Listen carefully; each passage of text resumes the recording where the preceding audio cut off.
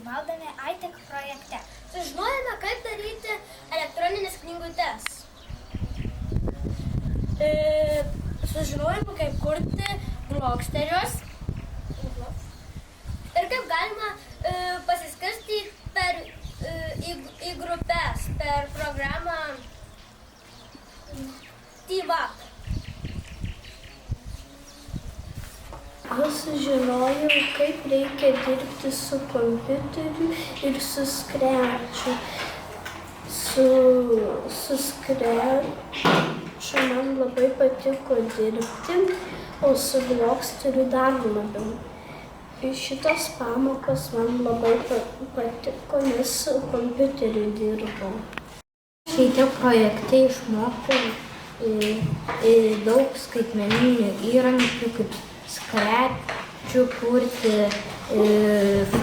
filmukus visokius, užduoteles, Blocksteriu plakatus visokius, kuriuos galima paskui ir atspausdinti ant lapo. Dar išmokau su Hot Potatoes kurti kryžiažodžius. Aš išmokau daryti Blocksterį ir Scratchą. Man labiausiai patiko daryti Scratchą, nes aš ten dariau už tokius žaidimus. O Blocksterį buvau padaręs ir nupiešęs ir dar parašęs daug. Ir per Scratchą man labai gerai sekėsi, nes ten man pavyko surasti internete visokių gyvūnėlių. Iš Ispanijos. Ispanijai tokių panašių dalykų nebūdavo. Mes su kompiuteriais niekad nedirbdavome. Atvykus į Lietuvą 2012 metais pradėjau mokytis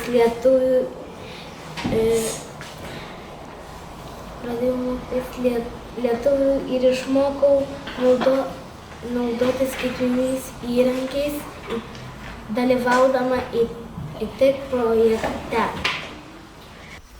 Man irgi patiko Blocksteris ir dar patiko kurti knygeles internetinės. Man patiko įrankis Smilebox ir dar patiko įrankis Poplet. Man labiausiai patiko įrankis Poplet.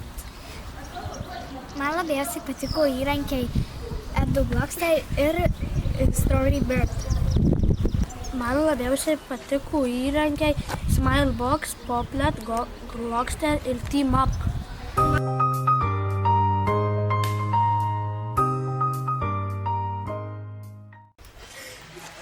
Ketvirtoje klasėje gavome galimybę dalyvauti iTech projekte.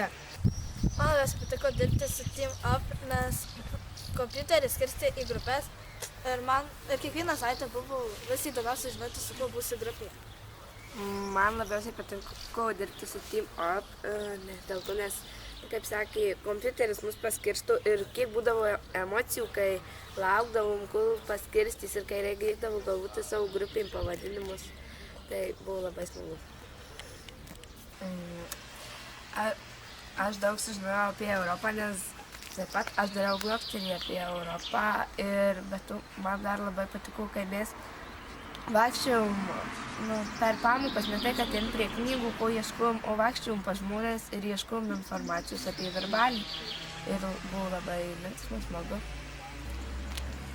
Man taip pat labai patiko kurti Blocksterį apie Aziją, todėl aš labai daug apie ją sužinojau. Ir dar man patiko kurti apie verbalių architektūrinius paminklus. Man ir mano bendraklasiams buvo labai patiko kurti Wiki puslapį. Wiki puslapyje buvo rimta apie verbalių istoriją. Ir šito puslapio labai pravertė, nes sužinojo daugumą Europos mokyklų. Nes internetas, kaip sakoma, visagalis ir daug kas į jį žiūri.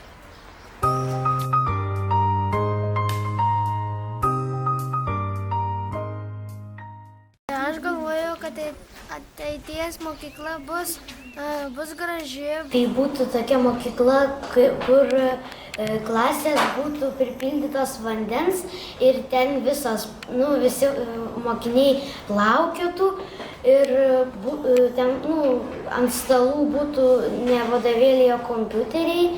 Kaip panašiai kaip kosmose, kaip skraido, kaip žmonės ir jie taip mokytųsi.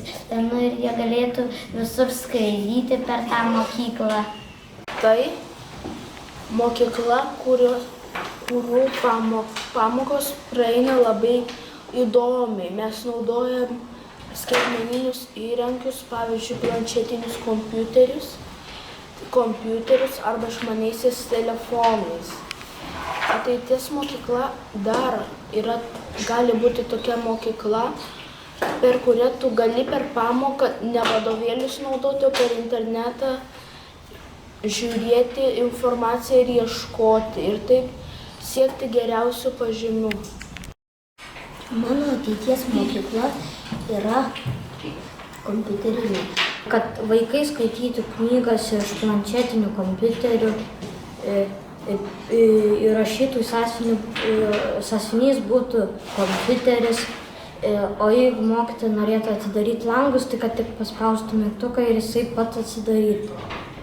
Mano ateities būtų mokykla, kad mes važinėtume elektroninėmis kėdėmis ir nereikėtų vaikščioti, o rašinėlius nerašytume, o žodžius sakytume ir viskas būtų parašyta ant specialiaus sąsiuvinės. Knygos elektroniniais, sąsiuviniai bus pasakysi ir užsirašys patys, lenta bus išmanioji, pasakysi žodžius, viskas atsiras ant lentose. Kėdės bus elektroniniais su valdomu pultu. Ties mokykla būtų ten, kad mokytoja ateitų prie lentos ir pasakytų, kad lentą užsirašykite, pasakytų, ką nors ir lentą užsirašytų. Norėčiau, kad būtų daug high-tech programų ir norėčiau, kad dirbtume su planšetinėmis.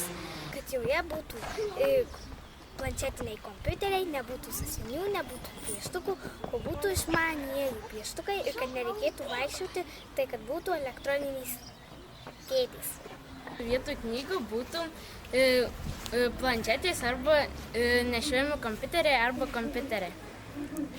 Mano ateities mokykla taip pat, kad nereikėtų nešiotis kuprinių ir kad turėtume planuose kompiuterį ir kažkur, pavyzdžiui, pavasarį išėję į lauką galėtume atsisėti ant kokios žolės ir kompiuterį rinkti informaciją. Vaikai patys norėtų eiti į tą mokyklą, nereikėtų jų versti ar prašyti, kad vaikams patiems būtų čia linksma ir įdomu ir kad pamokos vyktų gamtoje, kur grynas oras, smagu ir gali daryti, ką norėtų, bet ir mokintis. Aš norėčiau tokios ateities mokyklos, kur mokytis būtų smagu ir kad visi vaikai suprastų, kodėl jie mokosi ir kad ne kad reikia eiti į mokyklą, bet kad jie patys norėtų į ją eiti. Dar mano ateities būtų mokykla, kad su high-tech projekto kūrėjais susipažintume ir jie mums labiau išpasakotų visas programas, kokias jis dabar sukūrė, dar bus kokias sukurs.